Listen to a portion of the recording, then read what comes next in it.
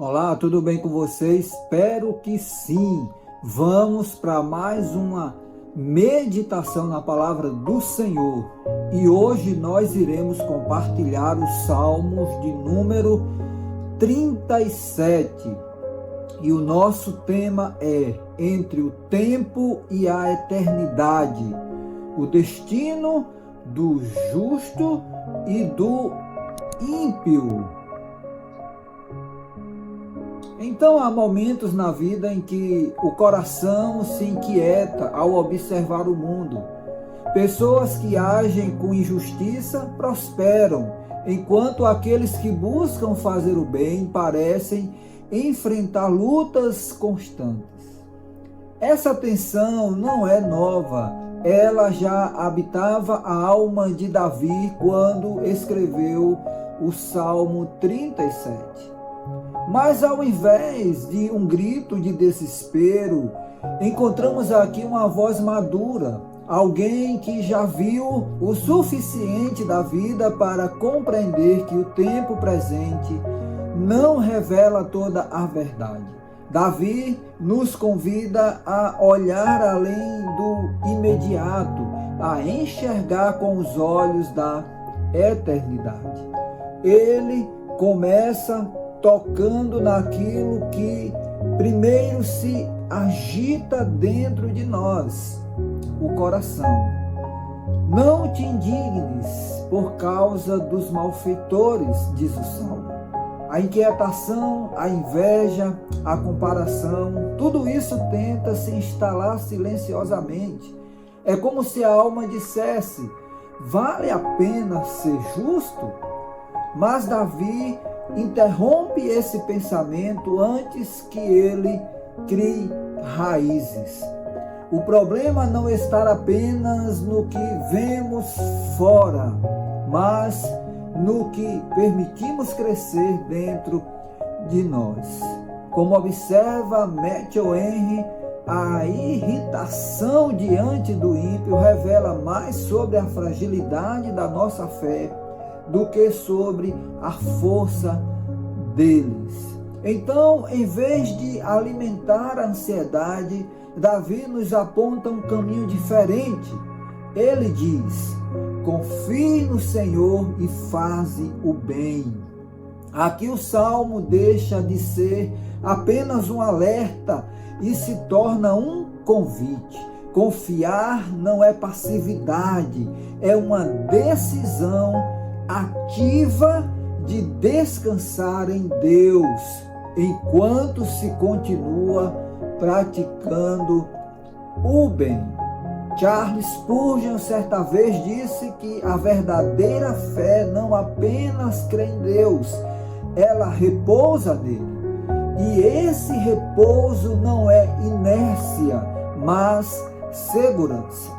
Há algo poderoso nisso. Enquanto o mundo corre atrás de controle, o justo aprende a entregar. Enquanto muitos vivem tentando garantir resultados, o justo aprende a confiar no processo de Deus.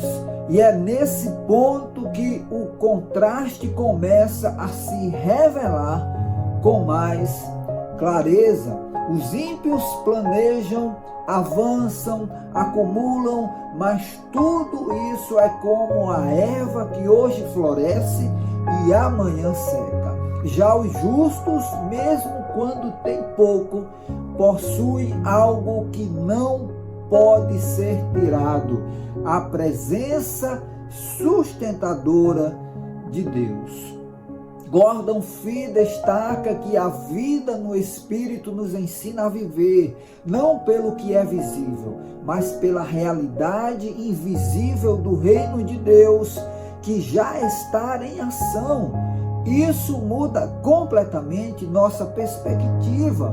O que parece perda pode ser, na verdade, formação espiritual. E olhando por essa lente, começamos a entender que o verdadeiro sucesso não está no acúmulo, mas no alinhamento com Deus. O justo não é definido pelo quanto possui, mas por quem o sustenta. E aqui nós entramos num ponto muito importante: o testemunho da experiência, uma verdade vivida. Diz o Salmo, e então, no meio dessa construção, Davi abre o coração de uma forma ainda mais pessoal. Já fui jovem e agora sou velho, mas nunca vi o justo desamparado, nem a sua descendência mendigar o pão. Ele é sempre generoso e empresta com boa vontade. A sua descendência será abençoada. Aqui não é mais apenas teologia, é testemunho. Davi não está falando como um observador distante, mas como alguém que viveu altos e baixos, guerras, perseguições, perdas e conquistas. Ele já esteve em cavernas fugindo, já esteve em tronos governando. E olhando para trás, ele faz uma afirmação ousada: Deus nunca abandona o justo. Isso não significa ausência de dificuldade. O próprio Davi enfrentou fome, medo e dor.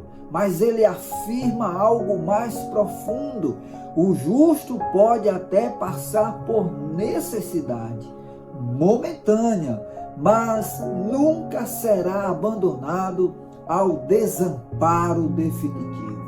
Aqui cabe uma leitura equilibrada. Essa promessa não é uma garantia de riqueza contínua, mas de sustento fiel. Deus não promete luxo, Ele promete presença, provisão e dignidade. E há algo ainda mais forte no texto: o justo não apenas recebe, ele se torna alguém que dá. Ele é sempre generoso. Isso revela uma transformação no comportamento humano. O coração confiante se torna generoso. A alma sustentada se torna canal. Quem confia na provisão de Deus não vive preso ao medo de faltar. J.B. Carvalho frequentemente ensina que quem entende a paternidade de Deus perde o espírito de escassez. E isso fica evidente aqui. O justo não vive acumulando por medo, mas repartindo por confiança. Quem confia que Deus provê, vive com as mãos abertas, não com o coração apertado. E a promessa se estende além do indivíduo. Sua descendência será abençoada.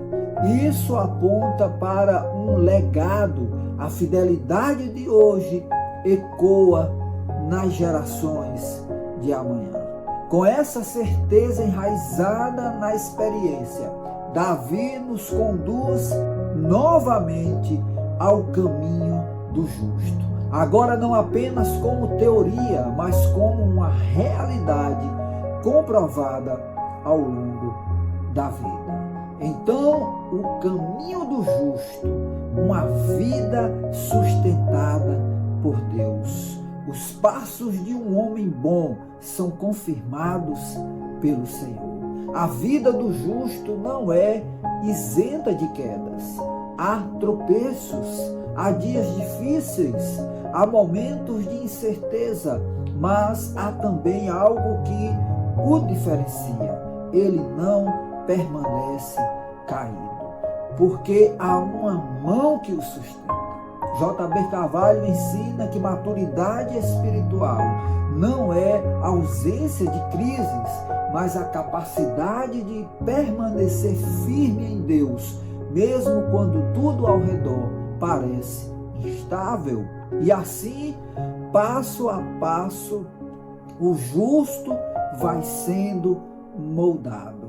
Mas o Salmo não nos deixa apenas com o presente, ele nos conduz ao fim da história, porque é no fim que tudo se esclarece. Os ímpios podem até parecer fortes por um tempo, podem até avançar contra os justos, mas seu destino não é sustentado. Eles não têm raízes na eternidade. Já o justo permanece. E é aqui que o Salmo 37 encontra sua plenitude em Jesus Cristo. Ele é o justo perfeito que sofreu nas mãos dos ímpios. Aos olhos humanos parecia derrota, mas na realidade de Deus era o caminho para a maior vitória da história. Calbart afirmou que Jesus Cristo é a decisão de Deus a favor do homem.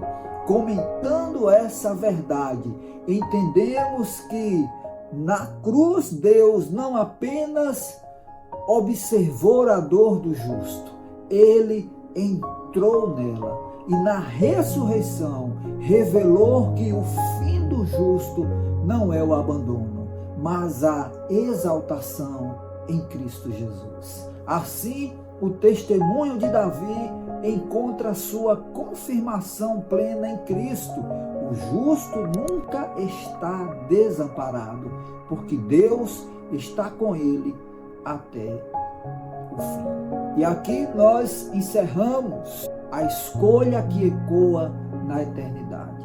O Salmo 37 nos chama a decidir, viver pelo que vemos ou viver pelo que Deus prometeu, confiar no agora ou descansar na eternidade.